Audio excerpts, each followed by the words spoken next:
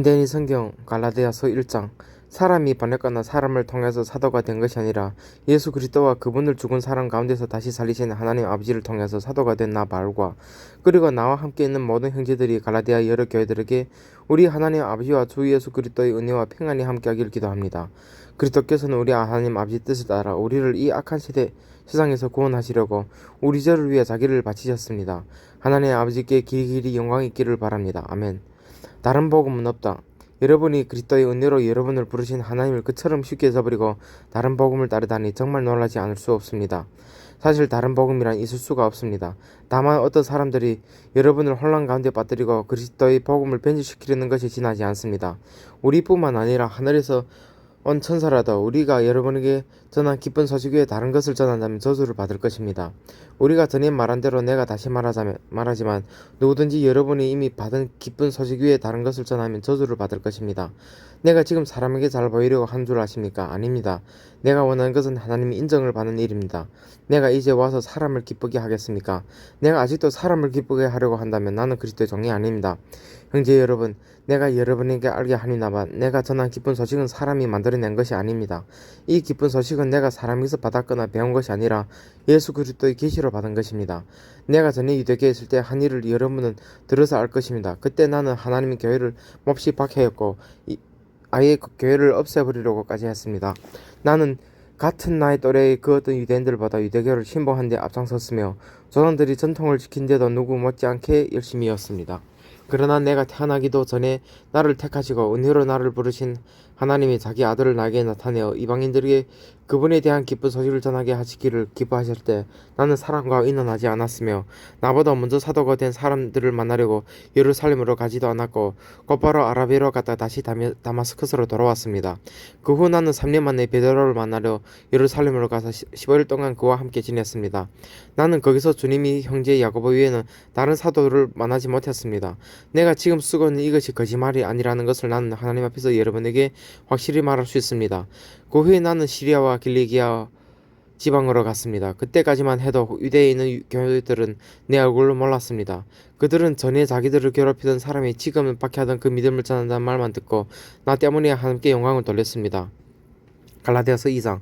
바울과 다른 사도들. 그로부터 14년 후에 나는 바나바와 함께 디도를 데리고 다시 예루살렘에 올라갔습니다.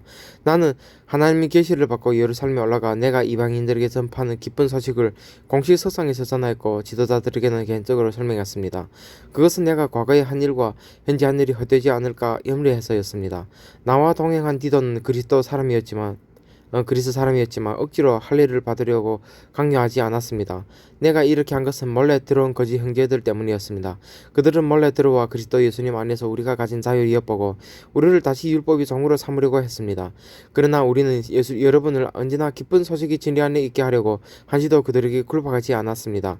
지도자들이라는 사람들은 나에게 아무것도 새로운 것을 제시해 주지 못했습니다. 그들이 어떤 사람인 간에 나와는 상관이 없습니다. 하나님은 사람이 그 모양을 보시지 않기 때문입니다. 그들은 베드로가 유대인들에게 기쁜 소식을 전하는 일을 맡은 것 같이 내가 이방인들의 기쁜 소식을 전하는 일을 맡은 것을 보았습니다. 베드로에게 능력을 주어 그를 유대인이 사도로 삼으신 하나님이 나에게 능력을 주어 나를 이방인 사도로 삼으신 것입니다. 그리고 기둥 같은 지도자로 알려진 야고보와 베드로와 요한도 하나님 나에게 주신 은혜를 인정하고 나와 바나바에게 교제의 악수를 청해왔습니다.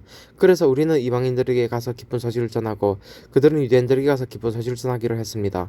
또 그들은 우리에게 가난한 사람들을 돌보라고 부탁했는데 그 일은 내가 전부터 열심히 해오던 일이었습니다. 그런데 베드로가 안디옥에 왔을 때 그가 잘못한 일이 있었으므로 나는 여러 사람 앞에서 그를 책망하였습니다.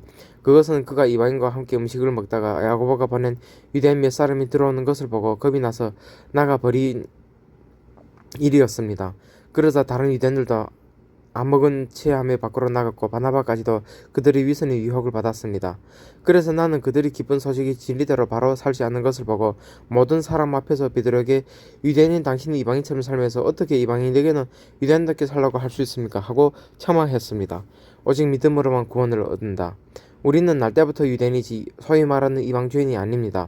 그러나 우리는 사람의 율법을 지켜서 이렇게 되는 것이 아니라 예수 그리스도를 믿음으로 이렇게 된다는 것을 알기 때문에 우리도 그렇게 되려고 예수 그리스도를 믿고 있습니다. 그 누구도 율법을 지켜서 이렇게 될 사람은 없습니다. 만일 우리가 그리스도 안에서 이렇게 되려고 하다가 우리 자신이 죄인으로 판명되면 그리스도께서 죄를 짓게 하시는 분이라고 할 수 있습니까? 절대로 그럴 수 없습니다. 내가 이미 헐어버렸던 율법의 체계를 다시 세운다면 나는 율법을 범하는 사람이 되고 맙니다. 나는 율법에 관한 율법 그 자체에 의해서 죽었습니다. 이것은 하나님을 위해 살기 위해서입니다. 내가 그리스도와 함께 십자가에 못 박혀 죽었으므로 이제는 내가 사는 것이 아니라 내 속에 그리스도께서 사시는 것입니다. 지금 나는 나를 사랑하시고 나를 위해 죽으신 하나님 아들을 믿음으로 살고 있습니다. 나에게는 하나님 은혜가 참으로 기정합니다. 만일 율법을 지켜서 이렇게 된다면 그리스도께서 헛되이 죽으신 것이 되기 때문입니다. 갈라디아서 3장 율법은 사람을 구원하지 못함. 갈라디아 사람 여러분, 왜 어리석습니까? 예수 그리스도께서 십자가에 못 박히신 것이 여러분의 눈앞에 생생한데 누가 여러분을 유혹하였습니까? 내가 여러분에게서 한 가지 알아볼 것이 있습니다. 여러분이 성령을 받은 것이 율법을 지켜서입니까? 기쁜 소식을 듣고 믿었기 때문입니까? 여러분은 그렇게도 어리석습니까? 여러분은 성령으로 시작했다. 이제는 여러분 자신이 노력으로 완전해지려고 합니까? 기쁜 소식을 위해 많은 고난을 겪은 여러분이 이제 와서 그것을 버린단 말입니까? 하나님이 여러분에게 성령을 주시고 기적을 베풀어 주신 것은 여러분이 율법을 지켰기 때문입니까? 기쁜 소식을 듣고 믿었기 때문입니까? 성경에는 아브라함이 하나님을 믿었으므로 하나님이 이 믿음 때문에 그를 의롭게 여기셨다라는 말씀이 있습니다.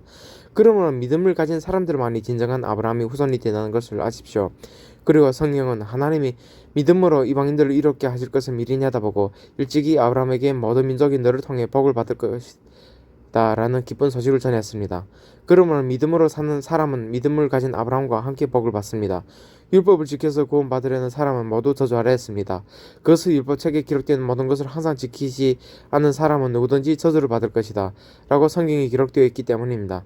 그래서 하나님 앞에서는 아무도 율법으로는 의롭게 되지 못한다는 것이 분명합니다. 성경에도 의로운 사람은 믿음으로 살 것이다 라고 기록되어 있습니다.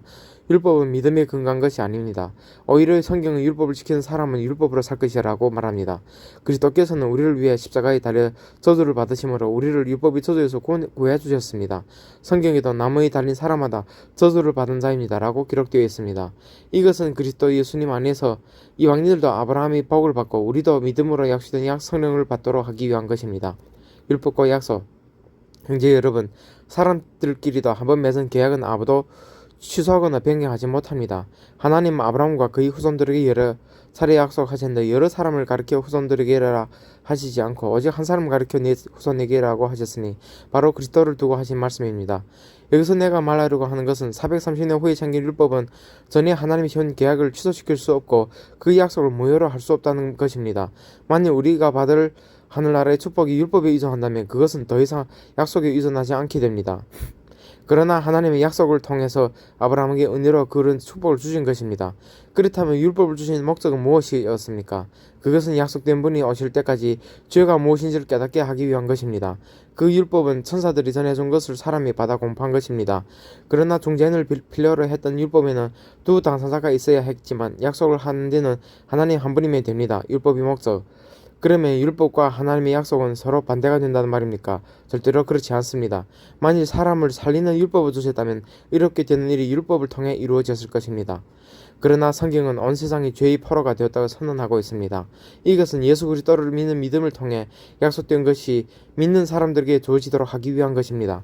믿음의 때가 오기 전에는 우리가 죄의 포로가 되어 믿음이 계시될 때까지 갇혀 있었습니다. 그래서 율법은 우리를 그리스도께로 인도하는 가성교사 구실을 하여 우리가 믿음으로 이롭다는 인정을 받도록 하였습니다. 믿음의 시대가 왔으므로 이제는 우리가 율법 아래에 있지 않습니다. 여러분 다 믿음으로 그리스도 예수님 안에서 하나님의 아들이 되었습니다. 누구든지 그리스도와 연합하는 세례를 받은 사람은 그리스도로 옷을 입은 것입니다. 여러분 다 그리스도 예수님 안에서 하나가 되었으면 유대인이나 그리스 사람이나 종이나 자유인이나 남자나 여자나 차별이 없습니다. 여러분이 만일 그리스도에게 속한 사람이라면 여러분은 아브라함의 후손이며 하나님이 약속하신 것을 받을 상속자들입니다. 아멘.